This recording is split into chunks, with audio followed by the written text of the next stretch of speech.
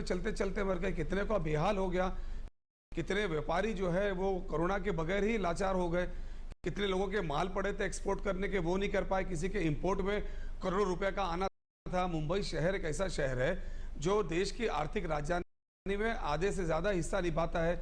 आज हमने एक कड़क प्रतिबंध लाने के साथ साथ वो सारी सेवाएं, नॉर्मल जीवन जो है वो कहीं अड़चन में नहीं आए, जहाँ पे दिक्कतें नहीं आए। आज हम ये देख सकते हैं कि एक तरफ से व्यापार जो खुल सकता है उसको खुला भी रखा है। माइग्रेंट वर्कर जहाँ पे काम कर सकता है जिस कैंपस में, उसको हमने अनुमति दे रखी है। वहाँ इंडस्ट्रीज और फैक्ट्रीज भी चला रखी जो चल सकती है।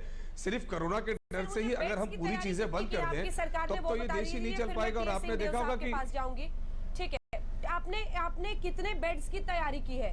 पहली लहर में असलम शेख साहब हमने देखा था कि अलग अलग जगहों पर क्वारंटाइन सेंटर्स, बेड्स के कैसे इंतजाम किए हैं, ऑक्सीजन की क्या हालत है, ऑक्सीजन सिलेंडर्स, क्योंकि आपके मुख्यमंत्री उद्धव ठाकरे साहब ने प्रधानमंत्री को भी लिखा है, स्थिति बहुत दयनीय होगी तभी तो ऐसे हालात आए हैं ना सर। जल्दी से रिमार्क, क्या तैयारी है, कितने ऑक्सीजन बेड्स है, बेड्स की कमी नहीं होगी, इसकी गारंटी किसकी होगी? बिल्कुल आपको बताना चाहूंगा कि हमारे पास अभी तक तो मुंबई शहर में बेड की कमी नहीं थी, लेकिन ये लॉकडाउन इसलिए लगाना भी पड़ा कि जिस तरीके से पेशेंट्स आ रहे थे कहीं ना कहीं आगे चल के समस्या हो सकती थी। इसलिए मुंबई शहर के अंदर हम फिर से 4 जंबो फैसिलिटीज खड़ी करने जा रहे हैं, जिसमें 5300 नए बेड्स हमारे पास 1 से सवा महीने के अंदर तैयार हो जाएंगे, जो हम लोगों को यूज कर सकते हैं, जिसमें 70% बेड्स जो होंगे जिसमें ऑक्सीजन होंगे। हर जंबो फैसिलिटीज के अंदर 200 आईसीयू बेड्स होंगे और उसी के हिसाब से वेंटिलेटर होंगे। और जो देश के सामने सबसे बड़ी चैलेंज और समस्या आने वाली है वो है ऑक्सीजन की, क्योंकि ऑक्सीजन के मैनेजमेंट के बारे में पहले से ही महाविकास आघाड़ी, क्योंकि यहाँ ज्यादा केसेस है, तो हमने बार बार केंद्र सरकार को कहा कि इसका मैनेजमेंट बहुत जरूरी है, वरना हम अगर इंफ्रास्ट्रक्चर खड़ा कर दें और ऑक्सीजन दे नहीं पाएंगे तो ये एक बड़ी समस्या आगे चल के देश के सामने आ सकती है।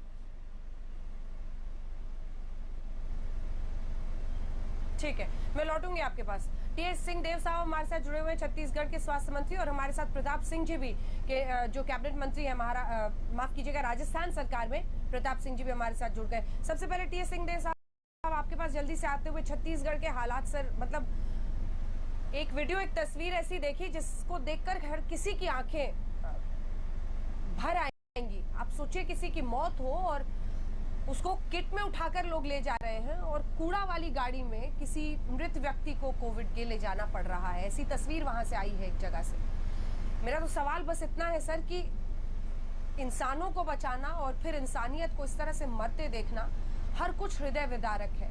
क्यों आखिर? क्योंकि मुझे पता है सर, मैं लगातार आपसे बातचीत कर रही हूँ, हल्ला बोल में हमने पहले भी आपके साथ बातचीत की थी। तैयारी होते होते तैयारी बिल्कुल बिखर गई है। लग रहा है कि व्यवस्था फेल हो चुकी है पूरे बढ़ते मामलों के बीच में। सिंहदेव साहब, आपका बिल्कुल सही कहना है कि व्यवस्था के ऊपर अत्यधिक दबाव पड़ा है, और सच्चाई भी ये है, आपने पहले ये प्रश्न किया था कि कमी कहाँ है, तो उस कमी के लिए, आज की दिन की कमी के लिए हम सब जिम्मेदार हैं, जो कि स्वास्थ्य के क्षेत्र के लिए, जैसे शिक्षा के क्षेत्र के लिए जितनी राशि हमको अपने बजटों में देनी चाहिए वो हम पिछले दशकों से नहीं देते आ सके, आजादी के बाद से ही समझ लीजिए।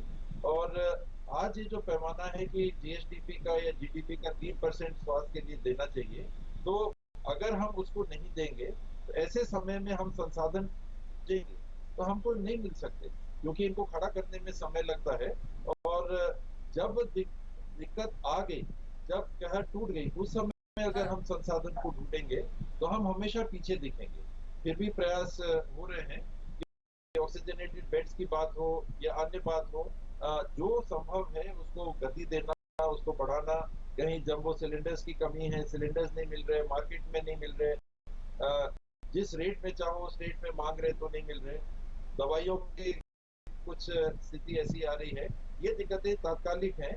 लंबे समय के लिए जो आपने कहा, ये लैंड इन्वेस्टमेंट हेल्थ सेक्टर में जो होना चाहिए वो नहीं होता आ रहा है, और अभी अगर हमने इससे सीख नहीं ली तो आने वाले समय में कोई ना कोई और दूसरी ऐसी स्थिति बनेगी। लोग हम अब कह रहे हैं कि महामारियां एक नहीं होंगी, 2-2, 3 साल के अंतराल कह रहे हैं टीएस सिंहदेव साहब, लॉन्ग इफेक्ट में अगर हम देखें तो मंत्री जी बिल्कुल लॉन्ग लॉन्ग टर्म में मंत्री जी जो आप कह रहे हैं वो बहुत बहुत क्रूर, लेकिन सवाल तो यह है कि ऐसे शॉर्ट टर्म क्राइसिस में, शॉर्ट टर्म भी क्या, आप देखिए 1 साल 1.5 साल और उसके बाद से सेकेंड वेव, प्रताप सिंह जी हम सब हमारे साथ अब जो कि मेडिकल एजुकेशन मिनिस्टर है मध्य प्रदेश के, वो भी जुड़ गए हैं। सारंग साहब आपके पास भी आ रही हूँ, लेकिन उससे पहले प्रताप जी आपके पास आते हुए राजस्थान के भी हालात देखिए, इसके बाद मैं आपके पास भी फौरन आऊंगी। राघव चड्ढा जी,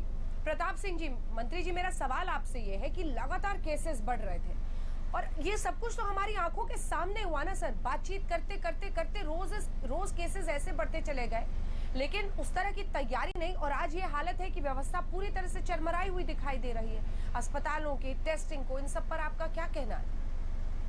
देखिए, एक बात आप मानकर चलिए, ये बहुत बड़ी चुनौती खड़ी हो गई है।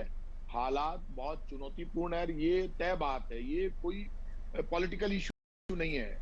मेरे पास हॉस्पिटल से फोन आ रहे हैं, रेमडेसिविर इंजेक्शन भी कम पड़ रहे हैं। जो बीमार होने के बाद बहुत ज्यादा जरूरत पड़ती है रेमडेसिविर इंजेक्शन की, और लगातार डिमांड प्राइवेट हॉस्पिटल फोन कर रहे हैं। हालांकि हमारे सरकारी हॉस्पिटल राजस्थान में उपलब्ध है, लेकिन पहले रेमडेसिविर इंजेक्शन की कभी कमी नहीं आई। अब हमारी जितनी कंपनियां वैक्सीन की कमी आ गई, रेमडेसिविर इंजेक्शन की कमी आ गई। ऐसे में कहीं ना कहीं सेंट्रलाइज होके एक दूसरे की कमजोरी को समझकर कहीं पर जिस चीज की कमी है वो एक दूसरे को देनी पड़ेगी।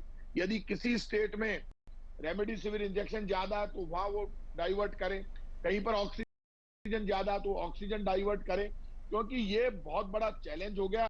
और सबसे बड़ी बात है, पैनिक बहुत जबरदस्त हो गया, लोगों में बहुत ज्यादा डर है।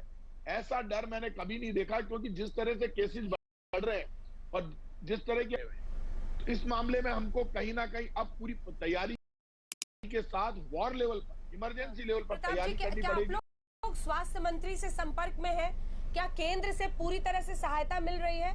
जी प्रताप जी, क्या केंद्र से आप संपर्क में है और क्या ये कोऑर्डिनेट हो रहा है? जो आपने कहा कि एक सिनर्जी के साथ रेमडेसिविर की कमी है तो कहां पर क्या पहुंचना चाहिए, ये सब क्या कोई नोडल तरीके से सबको कोऑर्डिनेट कर रहा है?